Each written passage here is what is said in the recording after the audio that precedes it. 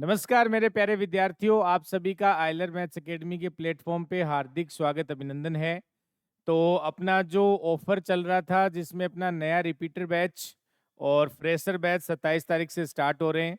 तो उसका जो प्री लॉन्चिंग ऑफर है, दीपावली ऑफर है, वो अपना स्टार्ट हो चुका है। तो आप सब लोग उस ऑफर का बेनिफिट उठा सकते हैं।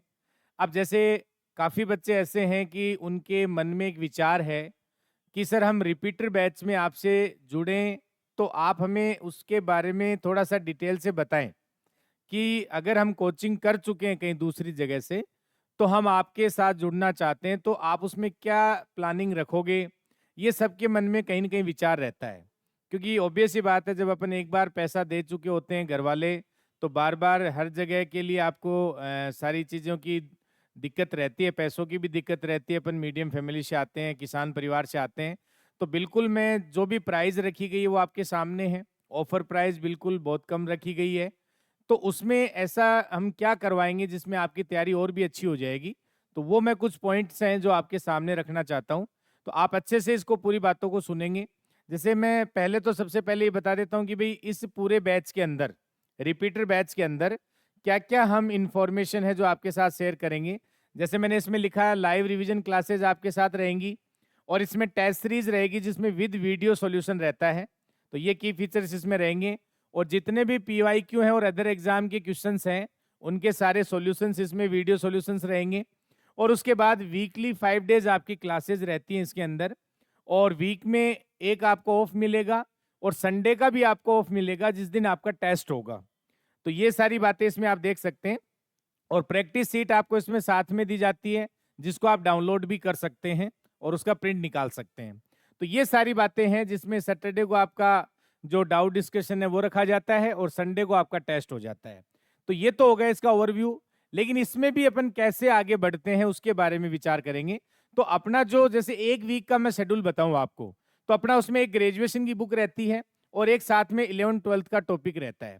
जैसे मैं एग्जांपल लूँ कि भई अपने जैसे न्यूमेरिकल बुक है वो स्टार्ट करनी है और साथ में जैसे मान लो कोई भी एक टॉपिक जिसका मान लो फंक्शन ले लेते हैं जो 11th-12th का टॉपिक है। तो जैसे आप लोगों ने कहीं से भी कोचिंग की होगी तो आपने उस टॉपिक को कंप्लीट पढ़ा है। जैसे मान लो न्यूमेरिकल एनालिसिस आपने कंप्लीट कर लिया है, लेकिन सर अब हमारे जो उस पे डाउट्स हैं उनको हमें डिस्कस करना है कि भई हम कैसे उसको तैयार करें। तो मैंने इस पूरे टॉपिक को 4 यूनिट में डिवाइड कर लिया। Unit first, unit second, unit third, unit four और यूनिट वाइज आपको पहले मैं पढ़ाऊंगा कंप्लीट मतलब थ्योरी रिवाइज कराऊंगा और उसमें भी टाइप वाइज कि यूनिट फर्स्ट में आरपीएससी कितने टाइप के क्वेश्चंस आपसे पूछ सकता है और उन टाइप्स के क्वेश्चंस को हल करने के लिए कौन कौन सी इंफॉर्मेशन आपके साथ होनी चाहिए और फिर उन पे किस टाइप के क्वेश्चन आरपीएससी ने पूछे हैं वो भी और जो और क्वेश्चन पूछे जा सकते हैं वो अपन डिस्कस करेंगे इसमें। तो ये अपना इसमें पैटर्न रहता है। तो आप देखिए इसमें आपके सामने मैंने जैसे कहा कि भई एक टॉपिक मैंने एक टाइप फर्स्ट बताई कि जैसे संकारकों के बारे में हमें पढ़ना होता है। तो मैंने जिसमें एक संकारक लिखा हुआ है सामने, अब इस संकारक पे जितने भी क्वेश्चंस हैं, उनको अपन वन बाय वन करेंगे। आप देख सकते हैं इसमें कितने जो भी हर एग्जाम में क्वेश्चंस आए वो सारे मैंने इसमें रखे हैं। तो ऐसे आपको यूनिट वाइज चीजें मैं कवर कराऊंगा। उसके 2 फायदे हैं। एक तो जैसे मान लो आपने न्यूमेरिकल एनालिसिस जहां से भी पढ़ा होगा, चाहे मेरे से पढ़ा हो या अदर इंस्टीट्यूट में पढ़ा होगा, तो एक होता है कि सर हमें पूरा एक सब्जेक्ट अपन लेके चलते हैं तो सब्जेक्ट में डाउट तो एक छोटा सा रहता है, लेकिन हमारा कॉन्फिडेंस पूरे सब्जेक्ट के प्रति और डिमोटिवेट हो जाते हैं अपन।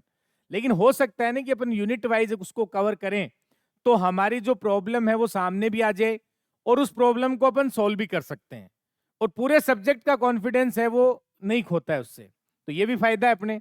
तो यूनिट वाइज चीजें कवर करते हैं और आप सीधा सीधा एक मोटे गणित लगा लो कि जैसे मान लो आपने कोई भी एक सब्जेक्ट पढ़ने में अपन शुरुआत में जब पढ़ते हैं डिटेल से, तो अपन 25 से 30 घंटे अपन उसमें कवर करते हैं और 25 से 30 घंटों में अगर पूरा सब्जेक्ट कवर करते हैं तो आप लोगों ने जैसे मैंने डेमो क्लासेस भी डाली है यूट्यूब पे, तो मैंने जैसे न्यूमेरिकल को आपको 7 से 8 घंटे में कवर कराया है, जिसमें यूनिट वाइज उसमें थ्योरी भी कवर कराई है और उनके क्वेश्चंस भी प्रैक्टिस करवाए हैं और साथ में टेस्ट भी लिया है। तो जैसे अपन 25 से 30 घंटे को अपन 8 से 9 घंटे में ले आए।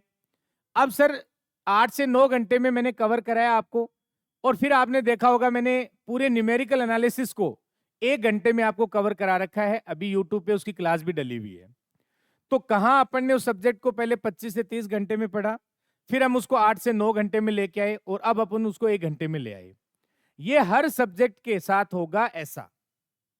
तो अब उसमें मेन बात आती है कि सर आज 1 घंटा हमें मिल रहा है, लेकिन जब एग्जाम में जाएंगे तो उससे पहले दिन अपने पास इतना समय नहीं होता है। तो अब आप सोचो कि जैसे ही मैं आपके सामने शेड्यूल है, जैसे मान लो मैंने 3 वीक का शेड्यूल दिया है यहाँ पे आपको। जैसे जो अपना वीक स्टार्ट होगा 27 तारीख से, उसमें ग्रुप थ्योरी अपन रखेंगे।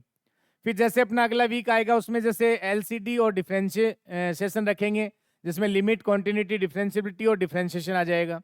फिर सर नेक्स्ट वीक होगा उसमें एप्लीकेशन ऑफ डेरिवेटिव और स्टैटिक्स बुक रखेंगे। तो अब आप खुद सोचो कि ये जो 3 वीक हैं, इनमें जो पढ़ा वो मैं यहाँ पे नेक्स्ट वीक में, देखो आपका कोई क्लास नहीं है, रिवीजन क्लास है केवल। तो ये 3 वीक का भी रिवाइज होगा और इससे पहले जो हो चुका वो भी रिवाइज होगा। इसका मतलब हर 3 वीक के बाद पीछे का जितना भी कंटेंट होगा वो बार बार रिवाइज होगा। तो आप सोच सकते हैं कि आपका एग्जाम तक कितना रिवीजन हो चुका होगा। तो जो आज 1 घंटे में मैंने कराया है वो किसी दिन आपके 10 मिनट, 15-20 मिनट में आप रिवाइज कर दोगे। क्योंकि मैंने आपसे पहले भी कहा है कि जैसे अभी बच्चों के दिमाग में एक चीज चलती है कि सर प्रैक्टिस करनी है, प्रैक्टिस करनी है। तो जैसे जो बच्चे लगभग कोचिंग कर चुके हैं तो सर प्रैक्टिस करनी है, तो आप लोग अपने पेपर को उठा के देखा करो कि उसमें जो ग्रेजुएशन का पार्ट आपके आता है, जिसमें इस बार 82 क्वेश्चन आपसे पूछे गए थे, उसमें ऐसे कितने क्वेश्चन हैं जो थ्योरेटिकल क्वेश्चन है, जिनको आपको एग्जाम में टिक करना था, वो भी मजबूत होने बहुत जरूरी हैं। अगर उन पे आपने काम नहीं किया तो फिर आप अपना स्कोर कहां से बढ़ाओगे। तो थ्योरी भी मजबूत रखनी है और साथ में प्रैक्टिस भी करनी है, दोनों पे फोकस आपको करना है, ये बात आप ध्यान रखेंगे। और मेन चीज है कि भाई इसमें जो अपना जो भी बैचेज है भी लॉन्च हो रहे हैं अपने 27 तारीख से, उनमें प्री लॉन्चिंग ऑफर रख दिया गया है जो 17 से अपना स्टार्ट हो चुका है। तो इस ऑफर के माध्यम से आप मेरे साथ जुड़ सकते हैं। तो मैंने शेड्यूल भी आपको बताया किस तरीके से करना है।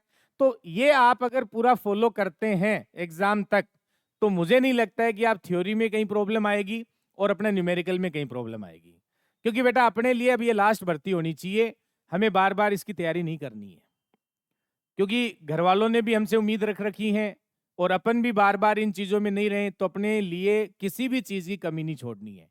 ये नहीं होगी क्वेश्चन प्रैक्टिस करते रहो और अपन थ्योरी पे ध्यान नहीं दें। तो बिल्कुल ये मैंने पूरी प्लानिंग आपको बताई है। तो ये प्लानिंग पूरी रिपीटर बैच में रहती है। तो जो बच्चा नया जुड़ा है वो इस बात को देख सकता है, फिर मेरे साथ जुड़ सकता है। ठीक है, बाकी अपन क्लासेस में मिलते रहेंगे, आपको मैं हमेशा प्रॉपर गाइड भी करता रहूंगा। तो मिलते हैं अपन 27 तारीख से ग्रुप थ्योरी के साथ। धन्यवाद।